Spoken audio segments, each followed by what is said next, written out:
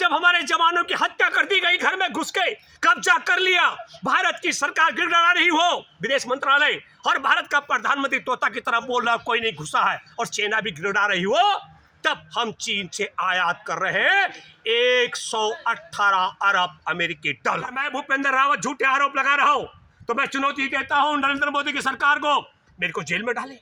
और मैं सत्य कह रहा हूं तो नरेंद्र मोदी माफी मांगो देश से, और झूठ बोलने वाले उपेंद्र द्विवेदी को और वहां जो उपराज्यपाल बिठा रखा है लद्दाख में, उनको भी हटा करके और वहां सच्चे लोगों को बिठाओ। आदत के बाद कोर्ट मार्शल होना चाहिए। जब जमीन हमारी थी ही नहीं तो चीन की जमीन को कब्जा खाली कराने के लिए उन्होंने शहादत क्यों दी? जो अधमरे हुए 75 जवान, क्योंकि 76 में से एक शहादत हो गई, उन 75 को भी वो जहां है उन्हें बर्खास्त करके उनका भी कोर्ट मार्शल किया जाना चाहिए।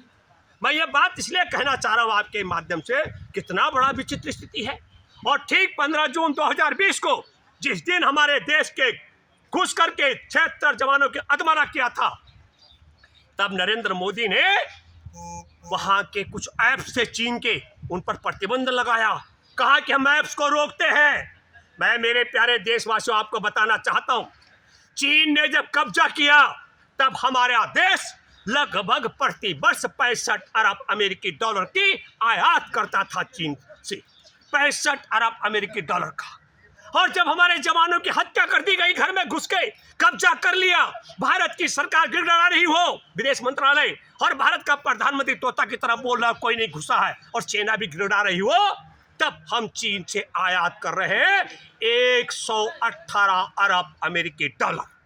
ये बात मैं इसलिए कहना चाहता हूं आपके माध्यम से कि लोकसभा चुनाव के शुरुआती दौर में बात हो गई थी, चीन हमारे देश के चुनाव में हस्तक्षेप कर सकता है, और चीन चाहता था कि नरेंद्र मोदी की सरकार आए। अब मैं आपके माध्यम से एक बात कहना चाहता हूं, हमारे देश का मुखिया है नरेंद्र मोदी, हमारे देश की सेना के कमांडर 21 बार नहीं 21,000 बार गिड़गिड़ाएंगे चीन के सामने, चीन जगह नहीं छोड़ेगा। एस जयशंकर 13 बार नहीं 13,000 बार गिड़गिड़ाएगा, चीन जगह नहीं छोड़ेगा। क्यों? क्योंकि देश के प्रधानमंत्री ने कह दिया है कोई नहीं घुसा, हमारी किसी जमीन पर कब्जा नहीं है, ये सर्टिफिकेट दिया।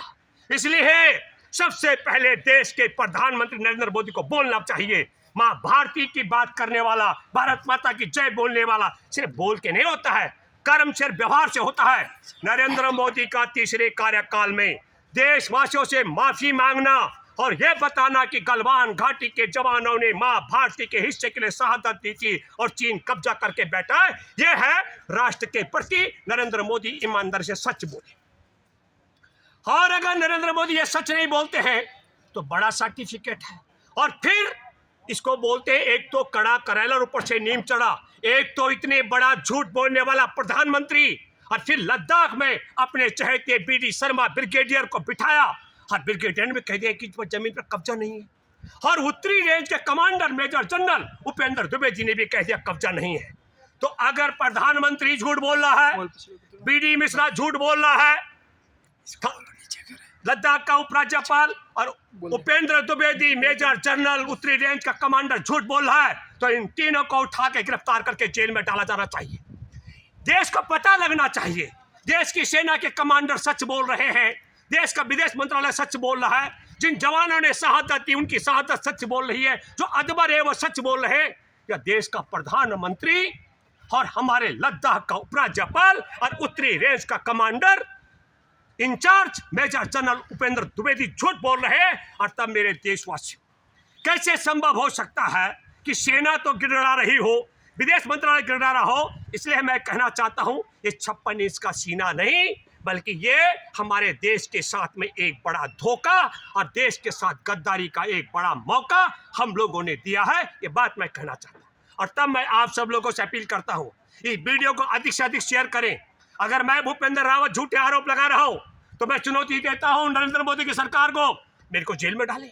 और मैं सत्य कह रहा हूं तो नरेंद्र मोदी माफी मांगो देश से, और झूठ बोलने वाले उपेंद्र द्विवेदी को और वहां जो उपराज्यपाल बिठा रखा है लद्दाख में, उनको भी हटा करके और वहां सच्चे लोगों को बिठाओ। ये अपील मैं करता हूं, और ये सच्चाई देश के एक एक परिवार के माध्यम से देश भर में यह गूंजनी चाहिए ताकि दूध का दूध और पानी का पानी हो सके। हमारे देश के लालों ने माँ भारती के जिस भूभाग के लिए 31 जवानों ने शहादत दी हो और 75 अधमरे हुए हों, उस जमीन को नरेंद्र मोदी का देश के न मानना और उपराज्यपाल का भी झूठ बोलना और उपेंद्र द्विवेदी का झूठ बोलना, यह देश के साथ गद्दारी है।